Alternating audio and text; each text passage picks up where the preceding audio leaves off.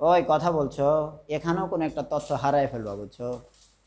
আমি যা পড়াই আরেকজন তা নাও পড়াইতে পারে, হ্যাঁ, আবার ও আমার চেয়ে বেশি পড়াইতে পারে। তোমরা হচ্ছে মানে এজন্য ধরো অনেক ধরনের বিষয় পাবা। তুমি টেক পাবা, নন টেক পাবা, কিন্তু আতেক কখনো পাবা না, বুঝছো? ও হয় আমার চেয়ে বেশি হবে, আরও বেশি টেকনোলজিক্যাল, আর না হয় ওর নন টেকনোলজিক্যাল, কিন্তু এটা পাবা না। এজন্য কথাগুলো মিস করবা না। এর দৈর্ঘ্য ঘনত্ব তোমারে তো কেউ পড়াবে না, পড়াতে আসবে ওর দরকার আছে, বইতে নাই, কেন পড়াবে ও? দৈর্ঘ্য ঘনত্ব হচ্ছে আমরা এটা ল্যামডা দিয়ে প্রকাশ করতে পারি।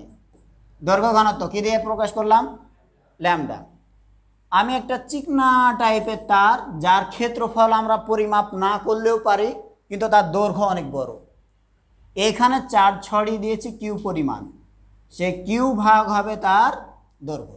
তাহলে প্রতি একক দৈর্ঘ্যে কি পরিমাণ চার্জ রয়েছে সেই চার্জের পরিমাণ পাবো। দিস ইজ কল্ড দৈর্ঘ্য ঘনত্ব। আন্ডারস্ট্যান্ড?